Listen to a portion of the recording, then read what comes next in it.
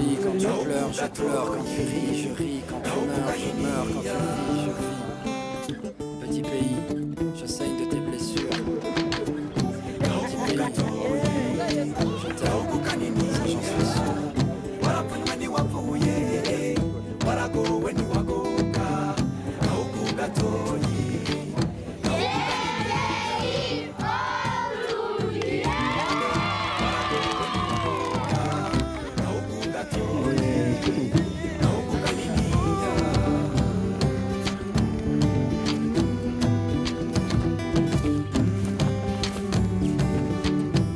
Bonjour et bienvenue au cœur de l'Afrique, dans l'un des plus petits pays du continent, mais qui possède une diversité de paysages et une nature qui ne demande qu'à être découverte. Le français est l'une des langues officielles du Burundi, aux côtés de la langue nationale, le Kirundi, et ce sont les Burundais francophones qui vont vous faire découvrir leur pays, leur culture et leurs traditions. La première étape de notre voyage, c'est la capitale économique, Bujumbura, et pour la visiter, j'ai rendez-vous tout en bas des collines qui surplombent la ville avec Venceslas. C'est un ancien enfant des rues très engagé. Alors vous êtes prêts? C'est parti pour un voyage en francophonie au Burundi.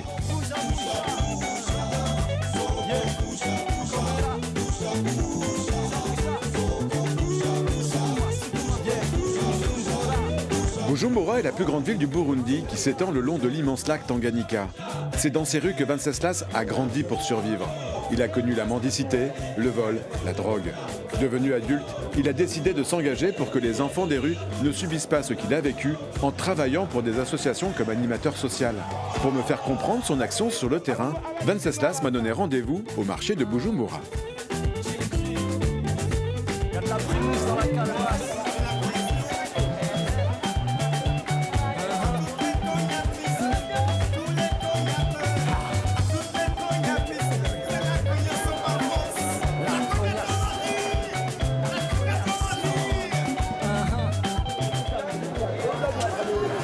Salut Venceslas. Salut, ça va? Et je suis ravi de te rencontrer. Soyez les bienvenus. Bienvenue dans notre beau pays, le Burundi. Bujumbura, la capitale, il est très beau, mon pays. Qu'est-ce que Bujumbura représente pour toi? La ville de Bujumbura, c'est la capitale économique et où là, il y a beaucoup d'enfants, beaucoup de jeunes. Tu vois, la capitale, pour moi, ça représente, c'est un lieu de rencontre pour toute la population burundaise. Et il y a ceux qui viennent de l'intérieur du pays, il y a aussi ceux qui sont nés ici. Ça circule? Oui, ça circule. Et du coup, pour moi, c'est un lieu de contact avec ces jeunes. Et les jeunes, ils sont là, hein? Oui, si tu veux, il y a beaucoup de jeunes. Il y a beaucoup de jeunes. Chance. Alors moi, maintenant, je vais t'amener dans un autre quartier, dans un quartier où on intervient. On va dans le quartier Buyenzi. Bon, on y va. Parfait.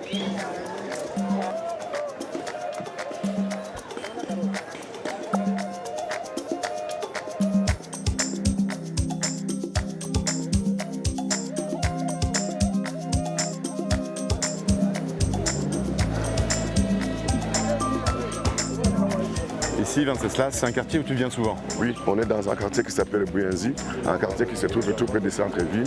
C'est un quartier où les enfants se réfugient ici. Et on fait ce qu'on appelle abordage de rue. Abordage de rue, c'est rencontrer les enfants et les jeunes dans leur milieu de vie, là où ils sont et tels qu'ils sont, pour les sensibiliser, en fait qu'ils puissent venir dans nos espaces. D'accord.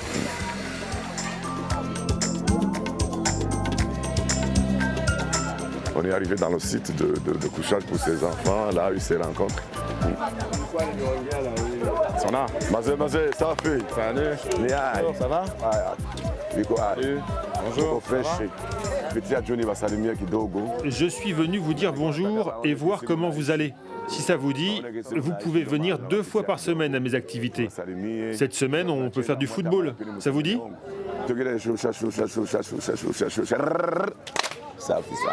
C'est quoi là que tu fais, Venceslas? C'est quoi ça? Ça, c'est une sorte d'animation pour qu'on se soit ensemble. Alors c'est quoi ça? Ça veut dire quoi? C'est chauffer. Pour même ceux qui dorment, pour qu'ils se réveillent un peu. Oh, comme ça? Vous voyez par exemple tous ces jeunes qui sont ici, c'est les enfants qui sont ici, ce sont des enfants en âge scolaire. Donc ils doivent aller à l'école leur vie, ce n'est pas ici dans la rue. La vie, ils doivent avoir une vie comme les autres. Je vous ai dit qu'ils sont des enfants comme les autres. Une fois accompagnés, une fois écoutés, ils peuvent aller à l'école, ils peuvent suivre une formation professionnelle. Donc c'est mon objectif. Et tant que je suis quelqu'un qui a vécu dans la rue, moi, c'est un travail que j'aime bien. Tu te revois, toi, voilà, un petit peu, quand tu les regardes quand tu étais enfant? Quand je le regarde, je pense à mon passé. Quand je suis ici, c'est pour la recherche alternative de solutions à leurs problèmes, les écouter, les orienter, les inviter aussi de venir participer dans nos activités, dans nos centres. On repart? Moi, j'aime bien ça. Allez, on chauffe.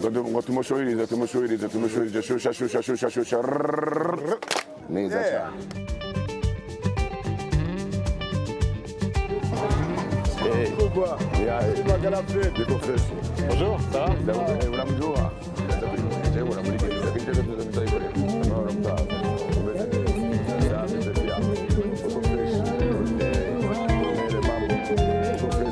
On travaille avec notre partenaire Bibliothèques Sans Frontières depuis longtemps pour vraiment arriver à encadrer ces enfants autour des Idbox et iDiscube. Tu me montres? Oui, on y va.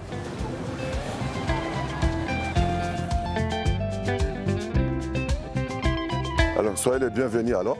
On est arrivé dans le centre. C'est là que tu travailles? Oui, c'est là où je bosse. Et voilà les enfants qui sont là. Ah oui.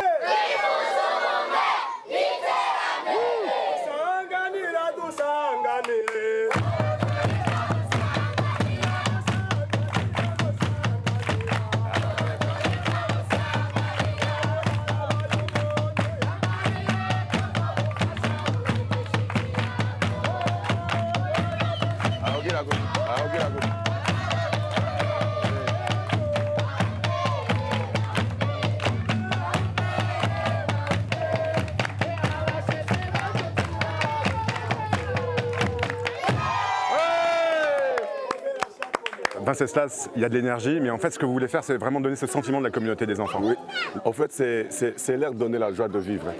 Parce que ces enfants, ils sont étiquetés négativement, ils sont dévalorisés, ils sont laissés à eux-mêmes, ils n'ont pas accès aux services sociaux de base.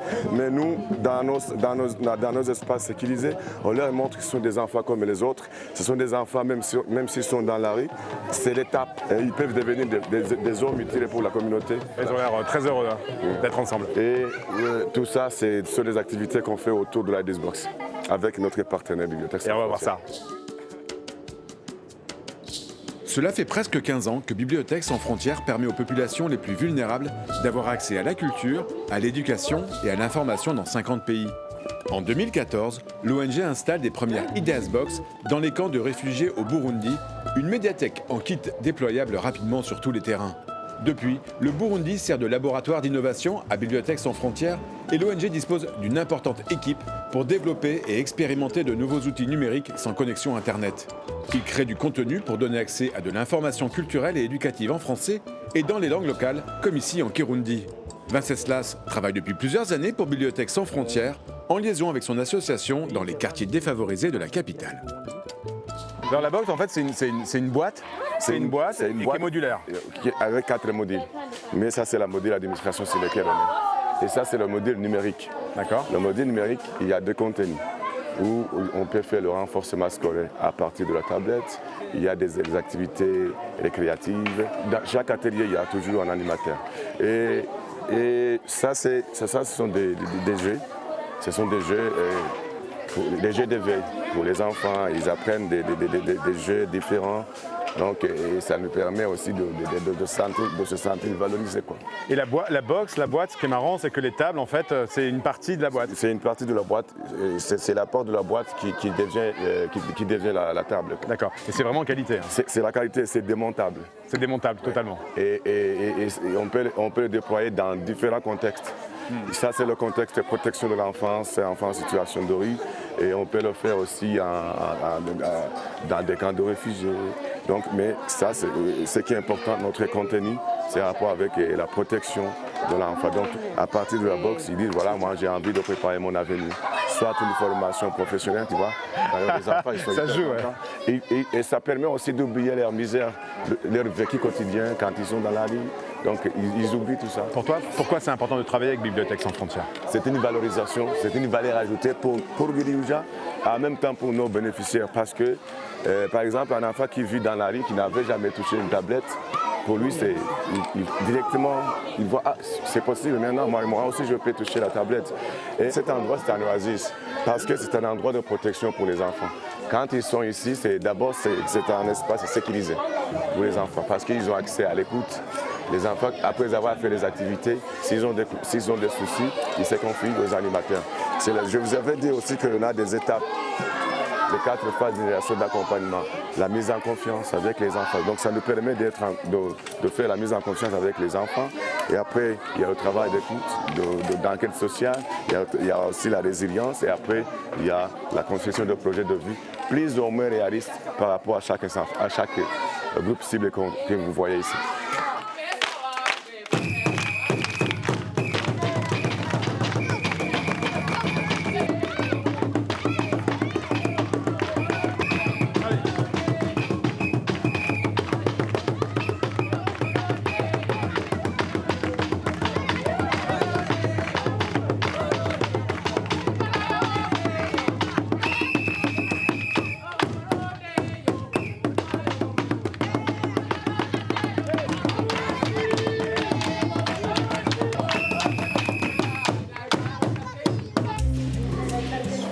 La désignation francophonie et au Burundi. Destination francophonie et au Burundi. Yeah! Au Burundi, un autre acteur permet aux enfants d'avoir accès aux livres et à l'information. Ce sont les CLAC, les centres de lecture et d'animation culturelle, initiés par l'Organisation internationale de la francophonie au Burundi et dans 21 autres pays à travers le monde. Izaré est une commune rurale à quelques dizaines de kilomètres de Bujumbura. Comme dans une trentaine de CLAC à travers tout le pays, les enfants en milieu rural peuvent avoir eux aussi accès à la culture. Explication de Sébastien, qui coordonne les CLAC au Burundi. Dans les milieux ruraux, les gens n'ont pas de quoi lire, les gens n'ont pas, en tout cas, d'instruments pour se divertir. Donc les CLAC ont été conçus avec cet objectif. Au niveau des écoles, il y a certaines écoles qui n'ont même pas de bibliothèque, qui ont des bibliothèques et qui ne sont pas aussi étoffées que dans un CLAC. Ici, par exemple, à Issaré, nous avons déjà trois établissements secondaires. Et la plupart des gens qui sont abonnés à ce CLAC sont des élèves qui fréquentent ces établissements. C'est en plus par rapport à ce qui est prévu sur le plan pédagogique. Voilà, dans un CLAC, il y a 2 parties. Il y a la partie animation culturelle, il y a la partie bibliothèque. Allez, je vais vous montrer à quoi ressemble notre bibliothèque. Voilà, c'est le CLAC d'Issaré. Les enfants sont à pied d'œuvre. Et ça lit ici, ça joue, ça se divertit. Vous voyez vraiment un CLAC, ça vaut le coup dans la communauté parce que, vous voyez, une jeunesse comme ça, des enfants comme ça, dans des milieux où il n'y a pas des infrastructures comme ça, et peut-être qu'ils seraient en train de vaquer à d'autres occupations qui ne vont pas forcément dans le sens de leur intérêt social. Il y a aussi des enfants qui sont en train d'emprunter des livres. En voici une abonnée qui est en train d'emprunter un livre. Elle va partir à la maison avec son bouquin parce qu'on en avait besoin. Les gens, les uns prennent, d'autres ramènent, d'autres reprennent, d'autres ramènent. Donc, c'est comme ça. Ici, c'est la salle d'animation culturelle. Aujourd'hui, on est en train de visualiser une série africaine. Mais d'habitude, on fait aussi des animations culturelles. Nous avons des animateurs et des animatrices qui encadrent les enfants. Aujourd'hui, par exemple, on va vous faire une petite danse avec les enfants.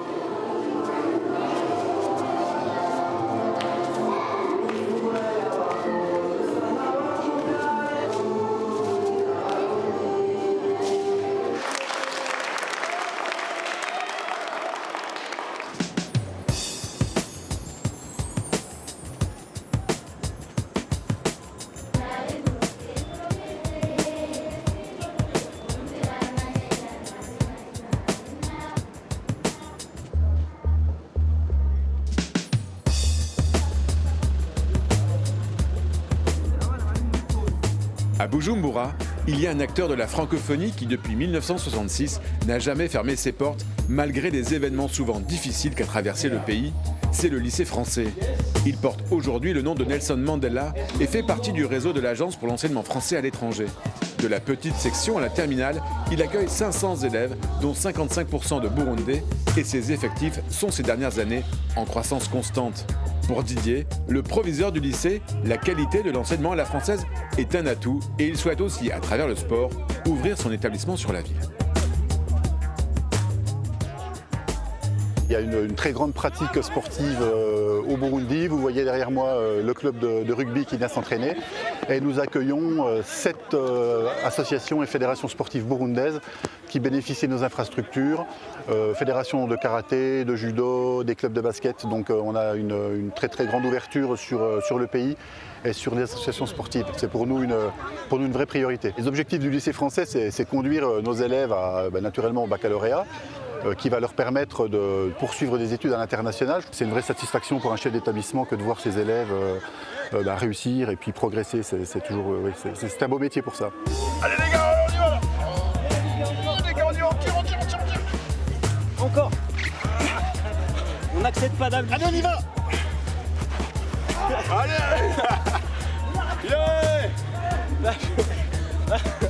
C'est bon, on continue l'entraînement. Allez, on y va, on continue. L'autre acteur de la francophonie à Bujumbura, c'est l'Institut français implanté en plein cœur de la ville. Ici, bien sûr, on y apprend le français. Vous pouvez nous parler de comment on s'organise au travail. Mais on peut aussi se renseigner et préparer son séjour d'études en France dans l'espace Campus France. Faites un seul et même dossier qui passe ensuite de façon numérique auprès de nous, auprès des universités, puis auprès des services consulaires. C'est vrai. Ça me 10 points pour vous. Avec sa programmation culturelle, l'Institut français est surtout un lieu de rencontre et d'échange, un endroit où les jeunes burundais aiment se retrouver autour d'activités ludiques pour faire vivre la langue française. On parle de son nombre quand on parle de couleur de l'arc-en-ciel ou de péché capitaux. Elle est une nation en couleur arc-en-ciel, d'autres l'appellent aussi pays du lait et du miel. Et ce soir, la langue française ne fait pas que vivre, elle vibre aussi avec les jeunes slameurs de Bujumbura qui slament leur amour pour leur pays. Pays aux 1000 couleurs, qui regorge de magnifiques trésors. Suivez-moi et faisons ensemble le tour du Burundi.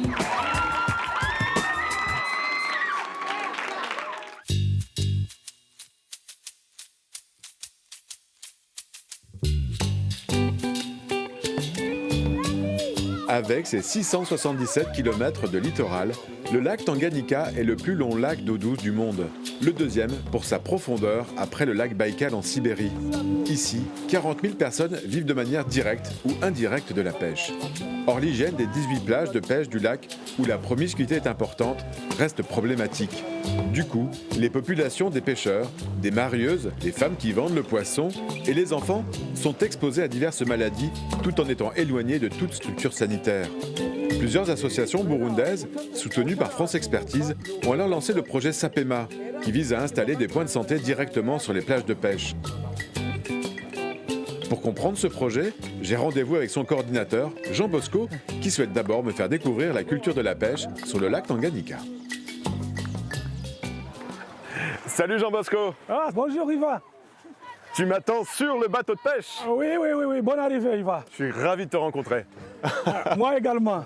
Puis alors tu m'accueilles sur un bateau avec un beau drapeau du Burundi. Combien le Burundi est très bon, raison pour laquelle on va être sous le drapeau du Burundi. Et tu m'amènes à la pêche. Aujourd'hui, je vais te faire découvrir la pratique de pêche sur le lac Tanganyika. Bon ben c'est parti alors. Alors, on y va. On y va. Sur le Tanganyika. Ok.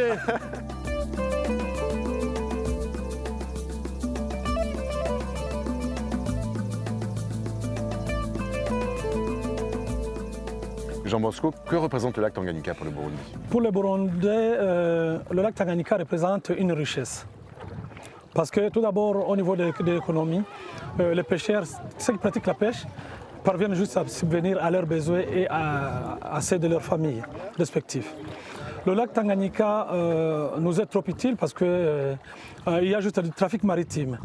Il y a des bateaux de transport, des marchandises qui viennent juste des pays riverains de lac Tanganyika, tels que la République démocratique du Congo, le Burundi, la Zambie et la République unie de la Tanzanie. Donc le lac, il est très important pour l'économie du pays. Ça fait vivre beaucoup de gens parce qu'il y a d'autres catégories qui exercent des activités connexes à la pêche, notamment les mareyeuses, les femmes restauratrices, les fabricants de barques qui le font sur place. Il y a les répartiteurs de moteurs hors bord qui sont là. Vous comprenez qu'il y a beaucoup de catégories de gens qui vivent des activités connexes à la pêche. Et donc ça, c'est une barque qui est fabriquée au Burundi. C'est made in Burundi. C'est fabriqué ici d'une manière artisanale.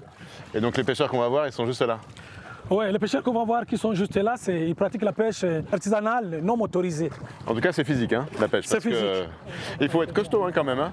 Là, vous comprenez pourquoi on a jugé bon juste à mettre en place juste des postes de soins de santé de proximité pour les pêcheurs. Et donc toi, tu es pêcheur? Moi, je suis pêcheur de la 5e génération. Mon père pratiquait la pêche, mon grand-père pratiquait la pêche et mon arrière-grand-père aussi pratiquait la pêche.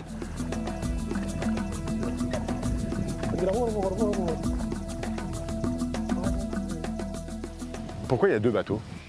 Il y a des bateaux pour que l'on puisse juste avoir le moyen de faire émerger le filet. D'accord. Parce que les 2 bateaux ils sont liés avec les 2 arbres que vous voyez là-bas. Et le filet, on le fait émerger au milieu des 2 pirogues. D'accord, donc le poisson est pris au milieu. Au milieu. Voilà. Ils pêchent surtout la nuit et ils utilisent la lampe. Les pêcheurs, lorsqu'ils vont trouver que les poissons sont déjà là au milieu, ils vont remonter leur filet. Et c'est comme ça qu'ils s'attrapent le poisson. Donc en fait, ils travaillent toute la nuit. Ils font le travail toute la nuit. Et après, on vend le poisson. Le matin, on accoste sur la plage de pêche et comme ça, on vend la production.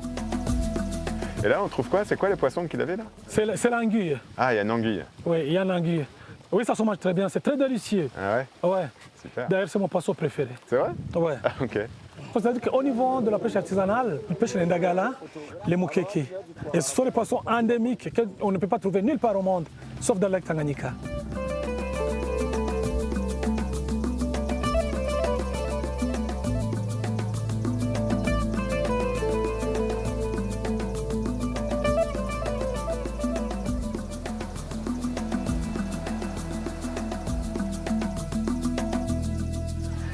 Et merci Jean Bosco de m'avoir fait découvrir la pêche sur le Tanganyika. Merci beaucoup. Ça t'a plu? Ah, j'adore, j'ai adoré. Je vais maintenant te faire découvrir le poste de santé et les 2 infirmiers qui travaillent avec moi, Gladys et Faustin. D'accord, super.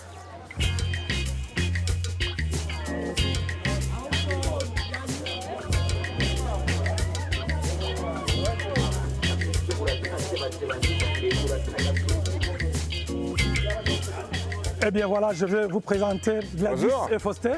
Bonjour Faustin. Bonjour. Bonjour Gladys. Bonjour. Alors c'est quoi le projet SAPEMA? SAPEMA, ça veut dire Santé des pêcheurs et mareyeuses. Les fameuses marieuses. Qui vendent le poisson, qui viennent acheter et puis ils vont vendre dans les marchés. Pourquoi c'était important pour vous de créer un point de santé ici sur la plage, juste au bord du lac? Au fait, on avait remarqué auparavant que la communauté tout au long sur le littoral du lac Tanganyika, c'est une communauté qui est défavorisée en ce qui est de l'information sur les différentes maladies, sur la prévention. C'est une population d'abord exposée. Alors on a dû créer le projet qui soit tout plus près de cette communauté pour les 5 maladies principaux sur lesquelles le projet SAPEMA s'appuie. Et ces 5 maladies sont le paludisme, les hépatites, le VIH-Sida, les infections sexuellement transmissibles, IST en sigle, et il y a la tuberculose. Ce sont ces 5 maladies. Vous vous sentez extrêmement utile d'être auprès de la communauté des pêcheurs? On se sent très utile parce que la communauté des pêcheurs, c'est une communauté qui a un horaire de travail très particulier. Ils font la pêche la nuit, puis la journée, ils viennent, ils préparent à manger, ils dorment. Alors on doit être là tout le temps, donc on donne des services à temps plein pour que si une personne ou bien un patient décide de venir à son temps approprié, il puisse nous trouver là. Alors on est là, nous sommes utiles, notre projet est centré sur la prévention et la sensibilisation sur les 5 maladies. Nous sommes fiers d'être tout près d'eux pour leur donner ce qu'ils ont vraiment besoin.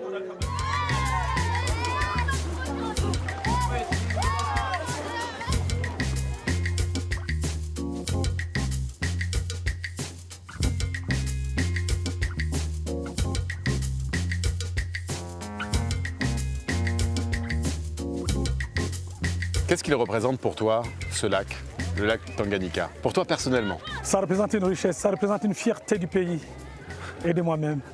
Jean Bosco, si tu avais un mot pour définir ton lac, le lac du Tanganyika, ce serait lequel? Le lac Tanganyika, pour moi, c'est le berceau de l'économie.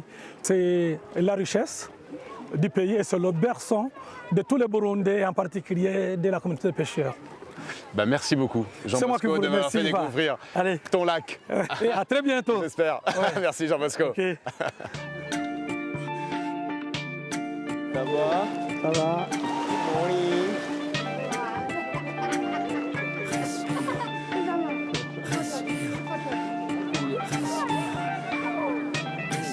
J'espère que cette première étape de notre voyage à la découverte de la francophonie burundaise vous a plu, mais le voyage ne s'arrête pas là. Je vous donne rendez-vous très prochainement sur TV5 Monde pour la suite de la découverte du Burundi. Nous partirons des sources du Nil pour nous immerger dans la culture ancestrale du Burundi et je vous promets une rencontre exceptionnelle avec les fameux tambourinaires. D'ici là, où que vous soyez dans le monde, portez-vous bien sur la planète francophone. Salut! Quand rien n'est facile, respire. Même si tu te perds, respire. Et si tout empire